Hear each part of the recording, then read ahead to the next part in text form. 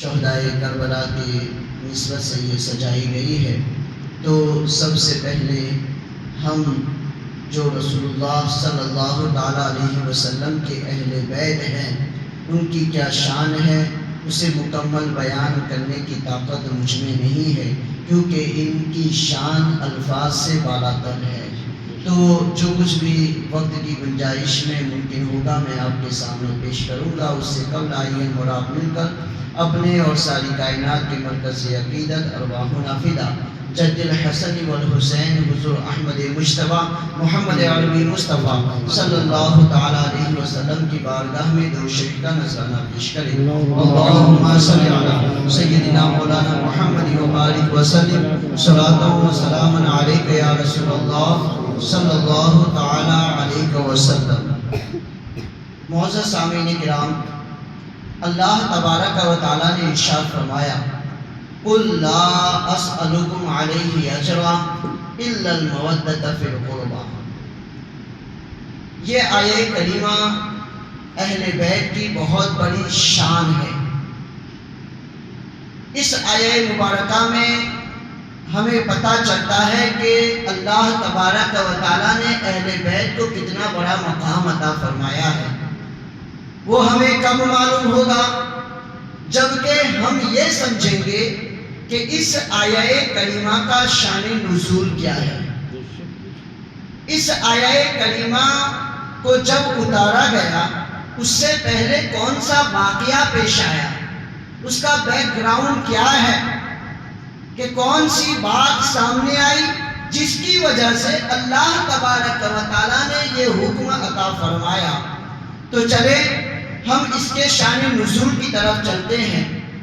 دیکھیے، آپ بخوبی جانتے ہیں کہ اللہ تبارک و تعالیٰ نے پیارے آقا صلی اللہ علیہ وسلم کو مالک کائنات بنایا۔ سارے کائنات کے مالک پیارے آقا صلی اللہ تعالیٰ علیہ وسلم ہے، اور بنانے والی ذات خدا کی ہے۔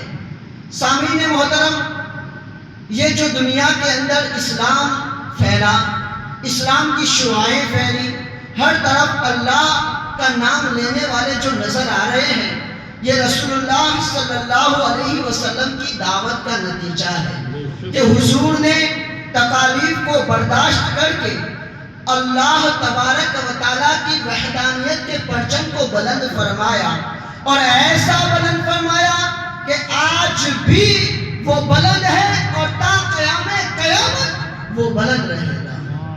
تو سامعین محترم، صحابہ کرام نے سوچا کہ رسول اللہ صلی اللہ تعالیٰ علیہ وسلم نے اتنی بڑی نعمت ہمیں عطا فرمائی، اسلام عطا فرمایا، اللہ تبارک و تعالیٰ کی وحدانیت کی معرفت عطا فرمائی۔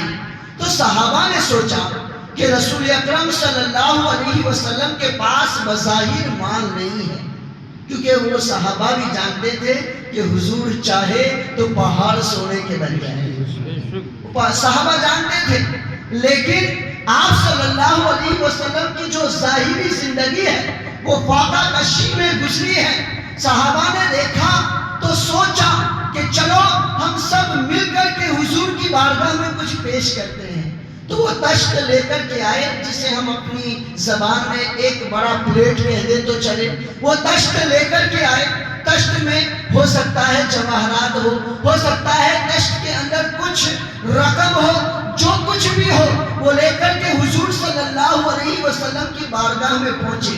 عرض کرنے لگے، یا رسول اللہ، آپ کے ہم پر بے شمار احسانات ہیں، ہم ان احسانات کو بھول نہیں سکتے۔ یا رسول اللہ، ہم اس کا بدلہ مکمل تو نہیں دے سکتے، لیکن ہم آپ کی بارگاہ میں اس کے بدلے میں کچھ دینے کے لیے آئے ہیں، کچھ دینا چاہتے ہیں۔ ادھر حضور صلی اللہ تعالیٰ علیہ وسلم کچھ کہتے، اس سے پہلے سدرا سے جبریل تشریف لائے۔ اللہ نے جبریل کو بھیجا۔ آخر کیوں بھیجا وہ میں آپ کو بتاؤں۔ ارے یہ صحابہ اس نبی کو دینے آئے تھے جس نبی کے صدقے میں ساری کائنات کو سب کچھ ملتا ہے۔ ساری کائنات کو سب کچھ اس نبی کے صدقے میں ملتا ہے۔ اس نبی کو دینے کے لیے صحابہ آئے تھے۔ ارے کیا ملا وہ میں آپ کو بتاؤں.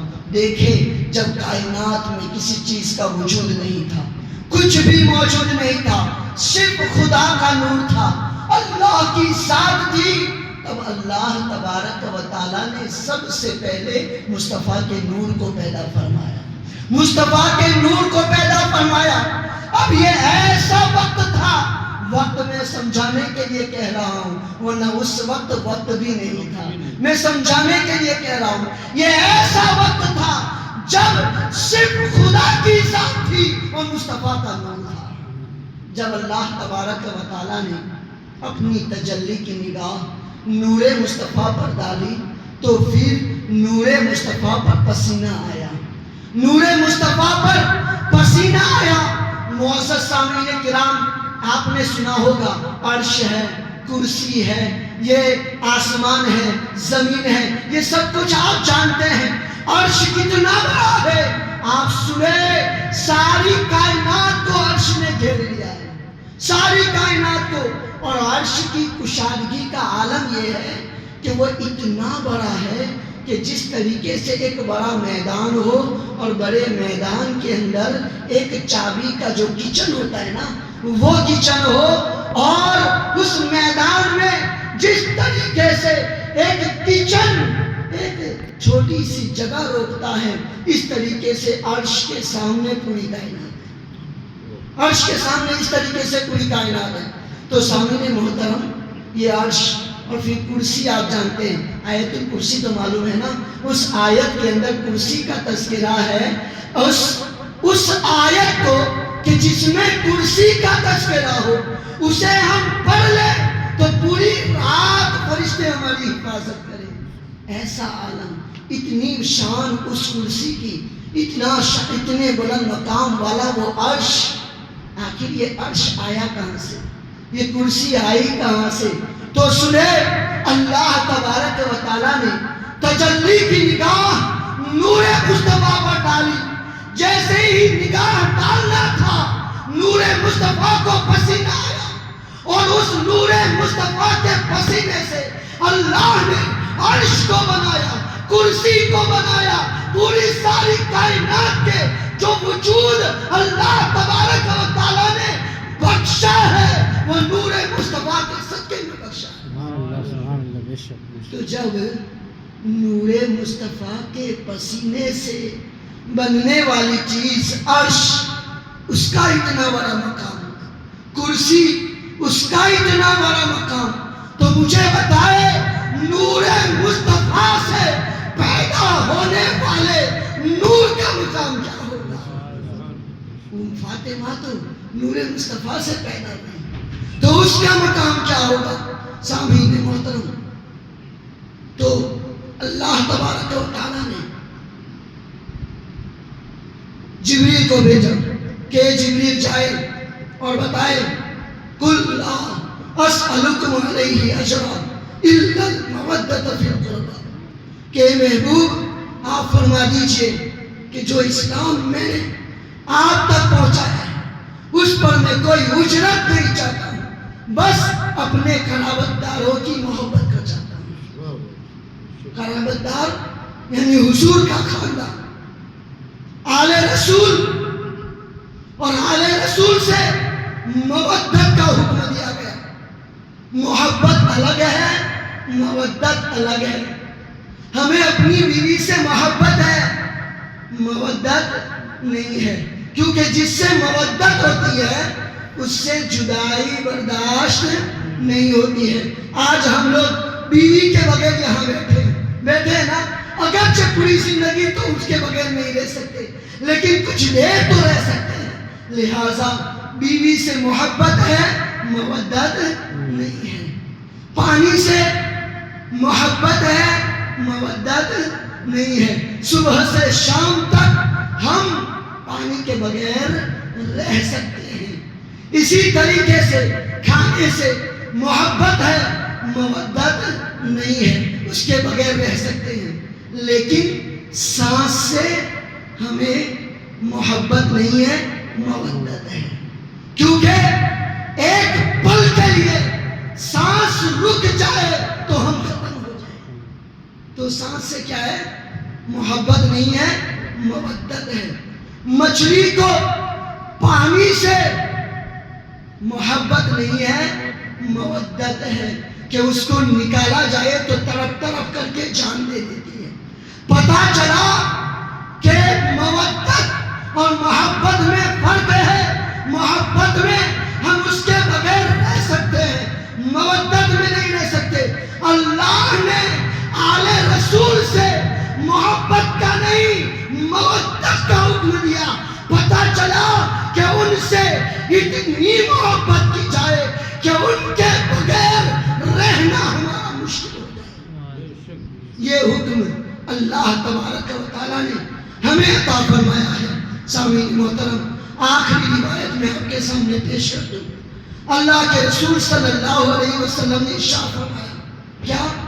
من مات علی حب آل محمد مات شہیدا، کہ جو آل محمد کی محبت میں مرا وہ شہید ہو کر کے مرا۔ یعنی کہ جو آل محمد سے محبت کرتا ہے اور وہ محبت کرتا رہا یہاں تک کہ آخری وقت آ گیا، جب وہ دنیا سے جائے گا تو اللہ کے رسول فرماتے ہیں کہ اسے شہیدوں کا مقام دیا۔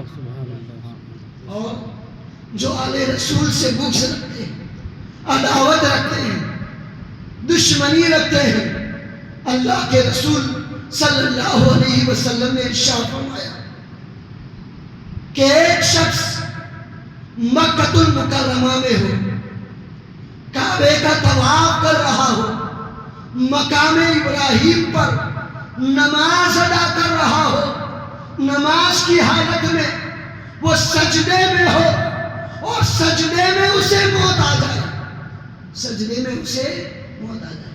ایک تو مکہ افضل، مکہ میں کعبہ افضل، کعبے کے ارد گرد والی جگہ افضل، مقام ابراہیم افضل، پھر نماز کی حالت افضل، نماز میں بھی سجدے کی حالت افضل۔ لیکن دیکھنے والا کہے گا بڑی فضیلت والی موت آئی ہے، لیکن اللہ کے رسول فرماتے ہیں کہ اس شخص کے دل میں اگر اہل بیت کی نفرت ہوگی تو ایسا شخص جنتی نہیں ہے بلکہ جہنمی ہے۔ تو معزز سامعین کرام، ہمیں معلوم ہوا کہ اہل بیت سے ہمیں محبت کرنی چاہیے، اور اہل بیت کی محبت کا حکم اللہ کے رسول نے بھی دیا ہے کہ میں آپ کے درمیان دو چیزوں کو چھوڑ کر کے جا رہا ہوں، اگر ان دونوں چیزوں کو آپ نے اپنا لیا تو تم کامیاب ہو جاؤ گے۔ ایک قرآن اور ایک اہل بیت۔ قرآن اور اہل بیت دونوں کو اپنایا تو کامیاب، صرف اہل بیت کو لیا، قرآن کو چھوڑا، کامیابی نہیں ہے۔ صرف قرآن کو لیا، اہل بیت کو چھوڑا، کامیابی نہیں ہے۔ کامیابی اہل بیت اور قرآن دونوں کا سنگم جب ہم نے اپنے عقیدے میں رکھا تو ہم دنیا میں بھی کامیاب ہوں گے اور آخرت میں بھی کامیاب ہوں گے۔ اللہ تبارک و تعالی ہم سب کو کہنے سننے سے زیادہ